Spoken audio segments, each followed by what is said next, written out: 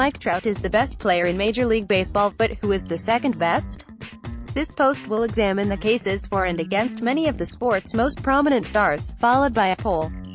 It's based on players' current values to their teams, not necessarily their future values, and it is based largely on performances over the past few seasons, with one very anomalous exception.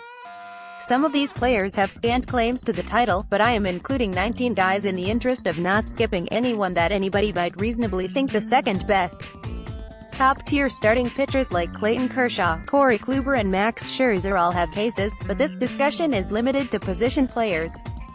There are some really good players who aren't listed here. The Anthonys Rendon and Rizzo come to mind, and are arguably better than some of those included.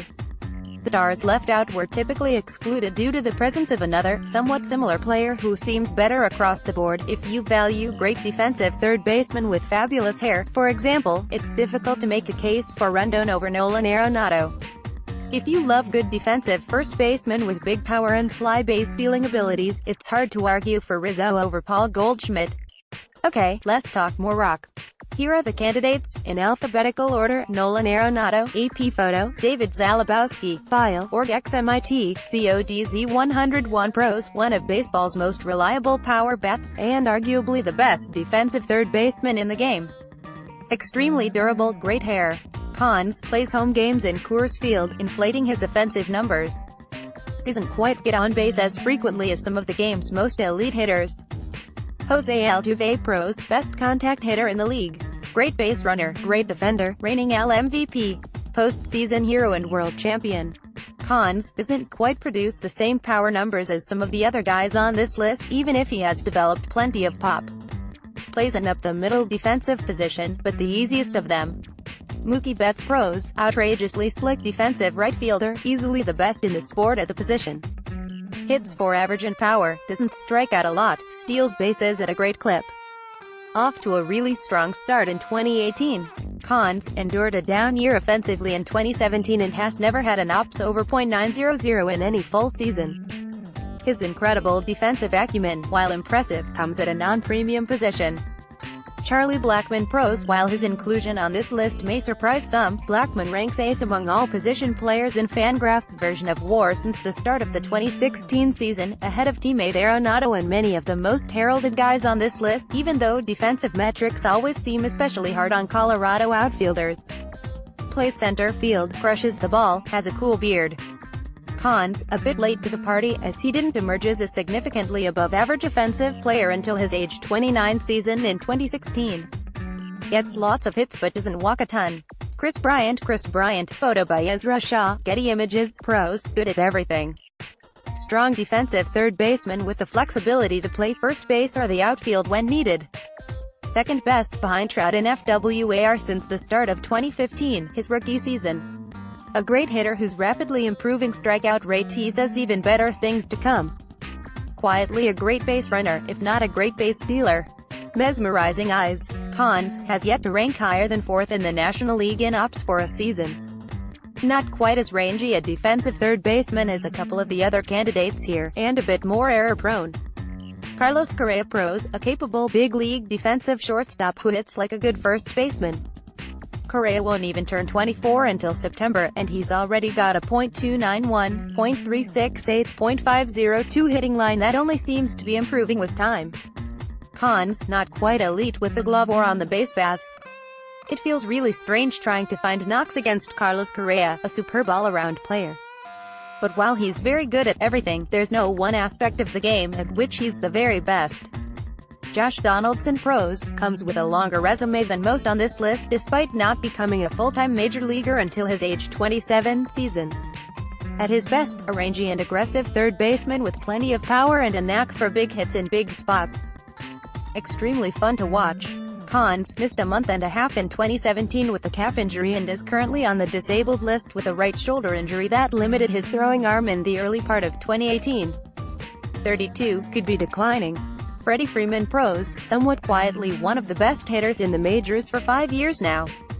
Good defensive first baseman with a reputation as a great leader on a young team. Still only 28, extremely young for a guy with 7 strong seasons of big league production under his belt. Played 16 games at third base in 2017 when the Braves needed him there. Cons, plays first base, which limits his value some, and has only once hit more than 30 homers in a season. Kind of looks like an older, fitter version of Buzz from Home Alone. Paul Goldschmidt, Rick Ozentowski, USA Today Sports Pros, similar to Freeman but a couple of years older and with slightly better numbers across the board. A lock for 30 homers and a .400 OBP, and stealthily one of the league's smartest base runners. Since the start of 2015, he has stolen 73 bases and been caught only 15 times. Of the guys on this list, only Altuve, Betts and Blackmon, players far better known for their foot speed, have swiped more bags in that time. Cons, few. Again, the defensive value is limited by his playing first base. Kind of strikes out a lot, though that's nitpicking. Bryce Harper Pros, extremely famous. Arguably the best hitter in the game whenever he's fully healthy. Gets on base constantly, hits tremendous dingers, and plays a solid right field with a plus arm. Fabulous hair. Cons, frequently compared to Trout because they were both highly touted outfield prospects and both became full-time big leaguers at very young ages in 2012. His hyper-aggressive playing style, while spectacular to watch, has kept him off the field for long stretches, and he has to date only exceeded 150 games in a season once in his career, in his 2015 MVP campaign. Aaron Judge Pros, second only to Trout in ops since the start of last season. Seems to be improving the high strikeout rate, which seemed the lone hole in his offensive game in his Rookie of the Year 2017. Deceptively fast for a man of his gargantuan stature and a plus defensive right fielder. Hits outrageously long home runs in great volumes. Cons, only slightly more than one season's worth of evidence of his excellence, suggesting there's still some chance for regression. Plays his home games in a very cozy ballpark. Still somewhat strikeout prone despite the early season improvement, and susceptible to low-hanging tree branches. And Lindor Pros, an elite defensive shortstop and probably the most valuable defensive player anywhere on this list. Tough switch hitter who popped 33 homers and 44 doubles last year. One of baseball's most charismatic stars on the field, and an utter delight to behold. Cons, despite the surprise power numbers last season, still a slightly lesser hitter than most of the guys considered here due to just okay on-base rates. Off to a slow start in the early part of 2018, for whatever that's worth. Manny Machado, Mitch Stringer, USA Today Sports Pros, an overqualified and utterly spectacular third baseman for most of his career, now playing shortstop full-time in 2018. After some early career injury issues, now coming off 3 straight seasons with at least 156 games played and 30-plus homers. As a 25-year-old trade candidate in his final season before free agency, a name you're going to hear a lot over the next 8 to 10 months. Cons, pedestrian .332 career on-base percentage. Off to an incredible start to 2018, but otherwise hasn't really improved as a complete offensive player the way you'd hope for from a guy who broke into the majors as a teenager. Coming off a 2017 campaign that returned an underwhelming .782 ops. Shohei Ohtani Pros, dude pitches and plays DH. It's unbelievable. This list is otherwise limited to position players, but Ohtani's unprecedented versatility makes him impossible to ignore. It's not just that he has been valuable on both sides of the ball in the very early part of his career, it's that his presence essentially gives the Angels a whole extra roster spot to play with. Cons, he's only been in the majors less than a month, and it's almost insulting to the other guys listed here to even include him. Christian Villanueva of the Padres has a higher WAR this season, and, all due respect to his awesome start, no one's about to vote for Christian Villanueva as the second best player in baseball until he shows he can hit like this for more than a few weeks. Buster Posey Pros, head and shoulders and torso and navel above all other big league catchers for basically his entire career. Extremely durable, with the flexibility to play first base and a good enough bat to justify using him there, so he's good for 140 games a season with around 100 behind the plate. One of the sport's most valuable pitch framers and an extremely tough catcher to steal bases against with a reputation for handling pitching staffs well. Possibly underrated despite being a 5-time All-Star, a former MVP, and a 3-time World Series champion. Cons, outstanding offensive numbers for a catcher aren't exactly the same as outstanding offensive numbers for players at any other position. Has never hit more than 25 homers in a season, though playing home games in at. Not going to garner a lot of votes here, most likely, because his excellence is so consistent as to seem boring. Jose Ramirez Pros. I'm as surprised as you are to see Jose Ramirez on this list, but the versatile switch-hitting infielder has been a huge part of the Indians' success over the past few seasons and ranks in the top 10 among MLB position players in both the Fangraphs and Baseball Reference versions of WAR since the start of 2016, above the likes of Freeman, Goldschmidt, and his teammate Lindor on both lists.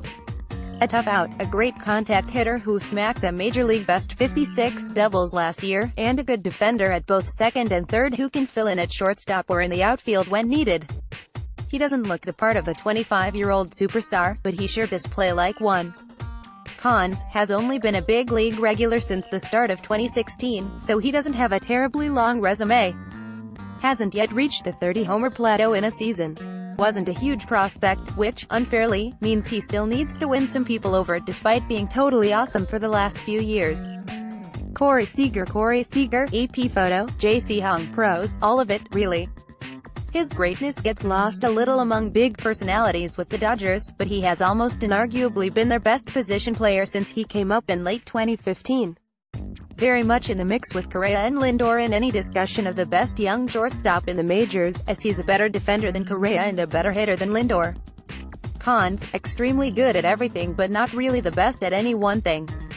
A bit prone to strikeouts, and appears prone also to nagging little injuries that might keep him off the field for short stretches, though he played 157 regular season games in 2016 and 145 in 2017. Giancarlo Stanton Pros, thunderous power. Has muscles you didn't even know existed. 4th all-time in at-bats per home run, behind only Mark McGwire, Babe Ruth and Barry Bonds. Hit 59 homers last year, plays pretty good outfield defense, and is still a year and a half shy of his 30th birthday. Cons, has been limited by injuries for much of his career, and his MVP 2017 campaign was only the second in his big league tenure in which he played at least 150 games. Prone to strikeouts, as Yankee fans now know, and off to an uneven start to his time in the Bronx. Joey Votto Pros, arguably the best pure hitter in the game. Votto has led the NL in on-base percentage in 6 of the last 8 seasons and perennially ranks among the league's best in batting average. Walks a ton, and doesn't strike out nearly as often as most hitters with similar power. Good defender at first base. A future Hall of Famer. Cons, at 34, the oldest guy on this list, and one whose value is mostly tied to his incredible offensive production. Off to kind of a crummy start to 2018, though he has made a recent habit of coming on extremely strong in the second halves of seasons.